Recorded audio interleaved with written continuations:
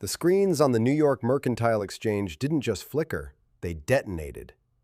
Traders who were sipping coffee one second were standing on chairs the next. The day-ahead electricity price for New York City did not rise. It did not spike. It teleported from $48 to $500, from $500 to $1 and $200. Then it hit $2,000 per megawatt hour. In under a minute, the cost of keeping Manhattan lit exploded by more than 4,000%. Elevators slowed. Grid operators triggered emergency protocols. And somewhere in Ottawa, a man adjusted his glasses and said absolutely nothing. This is the story of how one speech, one threat, and one miscalculation turned the most powerful country on earth into a customer with no leverage. This is the story of how Donald Trump tried to tariff electrons and Canada answered with mathematics. 3 days earlier, at a rally packed with red hats and roaring applause, Donald Trump was in his element. He was animated. He was defiant. He was talking about trade, borders, strength. Then he pivoted north. He said Canada was taking advantage of the United States. He said America didn't need Canadian electricity. He promised that if Ottawa didn't agree to new trade terms, he would slap massive tariffs on every single electron crossing the border. The crowd cheered. Commentators laughed. It sounded like another line in a long list of tough talk. But energy is not steel. It is not lumber. It is not dairy. Energy is physics, and physics does not respond to campaign applause. In Ottawa, the reaction was not loud. It was quiet. Prime Minister Mark Carney, a former central banker who built his career managing financial crisis, did not go on television to shout. He did not fire back on social media. He called his energy advisors. He reviewed the interconnection agreements between Hydro-Quebec and the northeastern United States. He looked at the contracts, the clauses, the legal triggers, and he found leverage. For decades, the northeastern United States made a strategic decision. It shut down coal plants. It retired nuclear facilities. It blocked new gas pipelines. In their place, it built transmission lines north. Quebec's massive hydroelectric dams, colossal structures visible from space, generate more power than the province can use. That surplus flows south into New York, Vermont, New Hampshire, and Massachusetts. On many days, nearly 20% of New York City's electricity comes from Canada. In parts of New England, the dependency is even deeper. It was efficient, it was clean, it was cheap, and it created something dangerous: reliance. When Trump threatened tariffs on Canadian electricity, he broke an unwritten rule that had governed North American energy trade for half a century. Energy moved freely. Politics stayed out of the wires. The moment he introduced the idea of weaponizing that flow, he turned electricity into a bargaining chip. Carney did not cut the power. That would have been an act of open hostility. Instead, he announced a stability adjustment, a risk premium, a pricing update reflecting uncertainty in the trade environment. It sounded technical. It sounded harmless. But buried inside that language was a formula. If political instability increased, prices would automatically adjust upward. If threats escalated, so would the cost. At 9:02 a.m., that formula activated. The algorithms that managed the Northeast grid detected the new export price from Hydro-Quebec. The cost of imported electricity surged. Traders scrambled to secure supply. Utilities bid higher and higher to keep the lights on. Within seconds, the market cleared at levels no one had seen outside of a hurricane or polar vortex.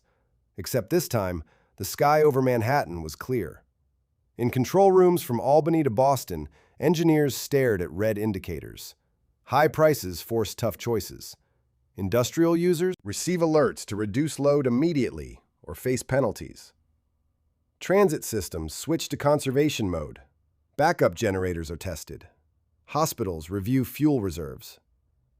Nothing was physically broken. No dam failed. No transmission line snapped. But the economics of the grid had shifted violently. In the White House, confusion turned into anger. Reports began arriving that governors in the Northeast were demanding answers. Utility executives were warning of consumer bill shock. Markets were reacting. The dollar slipped as traders priced in the risk of sustained energy inflation. The promise that America was energy independent suddenly felt fragile, because independence is not the same as interdependence. The United States produces vast amounts of oil and gas, but the Northeast grid was designed around cross-spur flows. You cannot replace thousands of megawatts overnight.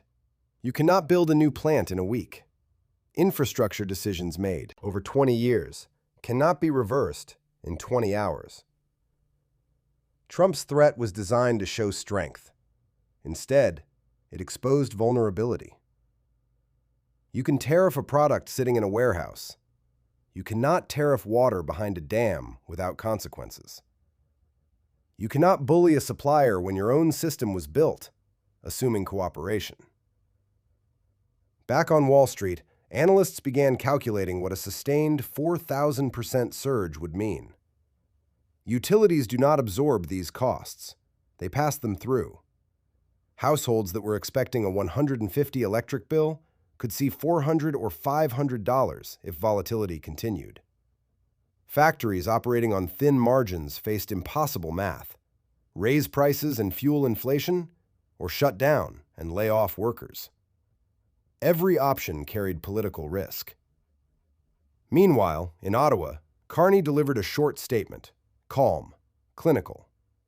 He said Canada had a duty to ensure fair value for its resources in a hostile trade climate.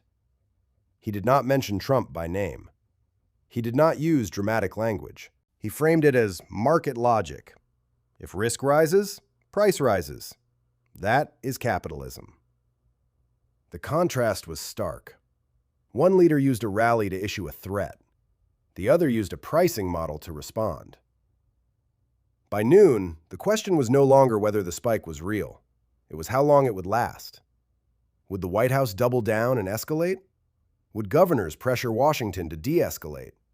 Would markets stabilize if rhetoric cooled? Or had a line been crossed that would permanently redefine North American energy politics? The lights in Manhattan were still on. The trains were still running. But beneath the surface, something fundamental had changed. The assumption that energy would always be there, always be affordable, always be insulated from politics, that assumption was gone. Trump wanted leverage over Canada. Instead, Canada found leverage over the grid.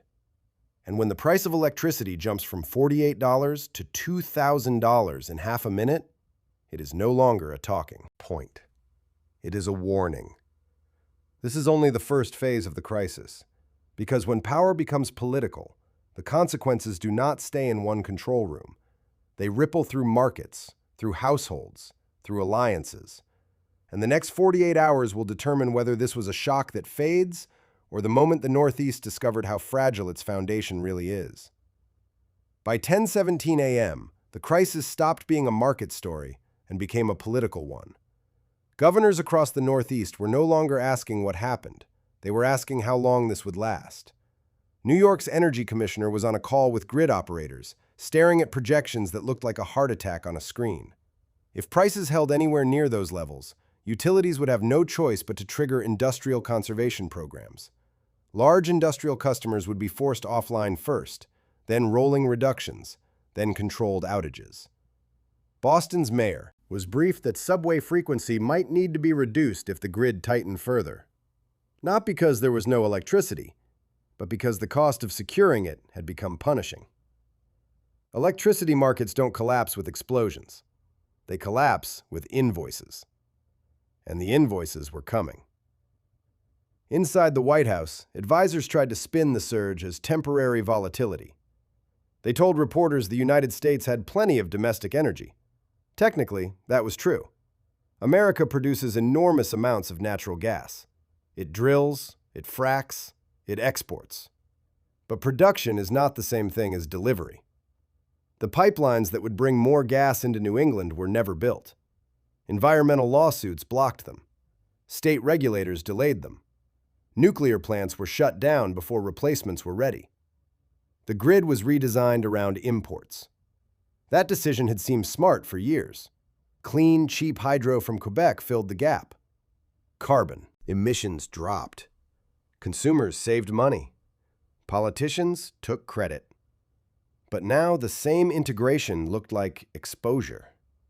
The Energy Secretary reportedly laid out the math in blunt terms. Replacing even half of the Canadian imports would require restarting dormant fossil fuel plants or rushing emergency fuel contracts. That takes time, permits, logistics, and even if it could be done, the cost would still be far higher than the old hydro contracts. There was no quick switch to flip. Meanwhile, in Ottawa, something even more strategic was unfolding. Carney wasn't just adjusting prices, he was shaping perception. Canadian officials quietly briefed European diplomats that Canada was responding to unpredictable trade aggression. They emphasized that Canada remained a reliable partner so long as agreements were respected. The message was subtle but powerful. Instability was not coming from Ottawa. Markets listened to narratives as much as numbers. Currency. Traders noticed. The US dollar dipped against several major currencies as investors recalculated political risk. Bond yields twitched higher on fears that sustained energy inflation would complicate monetary policy. If electricity bills surged across the Northeast, inflation data would follow. If inflation rose, interest rates could remain elevated. If rates stayed high, growth would slow. A chain reaction triggered by a speech. Back in New York, Con Edison executives were in emergency meetings. Utilities operate on regulated margins. They don't speculate. They purchase power, distribute it, and recover costs from customers. If the wholesale price quadruples or more, that shock does not disappear. It flows downstream. Analysts began estimating that an average household in the region could see bills rise by hundreds of dollars if the pricing regime remained in place, even for a single billing cycle. For families already stretched by rent and groceries, that number is not abstract. It is the difference between savings and debt. Factories felt it first. In upstate New York, aluminum processors received automated notices encouraging voluntary load reductions. Crypto mining facilities, which depend entirely on cheap power, shut down within hours. Their business model evaporated the moment electricity crossed a certain threshold. Data centers began reviewing backup contracts. Every megawatt mattered. And yet, no one had turned off a switch. That was the genius and the danger of the strategy. Canada did not cut supply. It simply repriced risk. If Washington wanted stability, it could lower the temperature. If it escalated rhetoric, the algorithm would do the rest. The punishment was embedded in the market itself. Privately, some Republican lawmakers began to worry. Energy insecurity is politically toxic. Voters forgive many things, but not darkness and high bills. Calls between Senate, offices, and state governors intensified. The message from the Northeast was clear. This cannot continue. But Trump's political brand had always been built on confrontation. Backing down publicly carried its own risk. Supporters expected strength. Allies expected consistency. Opponents expected volatility. The room for maneuver was shrinking. Cable news panels framed it as a test of resolve. Was this a temporary standoff or the beginning of a prolonged economic duel? Commentators argued over who blinked first. Yet, beneath the noise, grid operators were doing something far less dramatic and far more important. Recalculating reserve margins hour by hour. If a cold front moved in unexpectedly, demand would spike. If a major plant tripped offline, capacity would tighten. In a tightly balanced system, confidence matters. Once traders believe scarcity is possible, prices jump preemptively. Fear becomes embedded in bids. That fear was spreading. Hospitals reviewed generator fuel levels.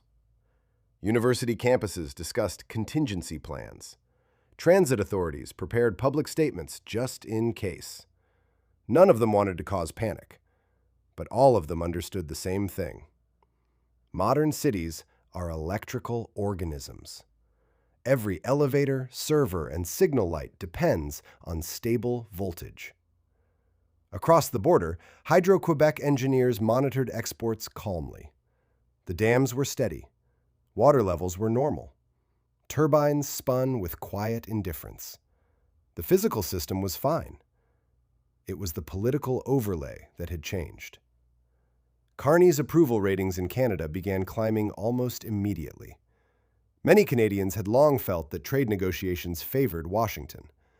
Now, they saw a prime minister using economic logic rather than loud rhetoric. To them, it looked disciplined. To critics in the United States, it looked ruthless.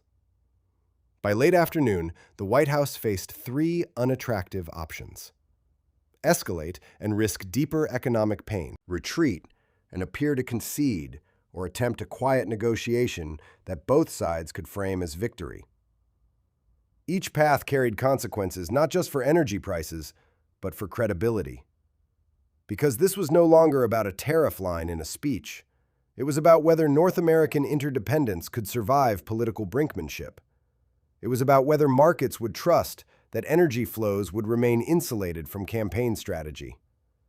As evening approached, wholesale prices eased slightly from their peak, but they remained dramatically higher than normal. The message was unmistakable. Stability had a price now, and that price was being calculated in real time. The lights were still on in Manhattan. The skyline still shimmered, but the certainty that powered it had cracked. And once confidence in a grid begins to fracture, restoring it is far harder than flipping a breaker. The next move would decide whether this becomes a brief shock or the opening chapter of a deeper economic confrontation that neither side can easily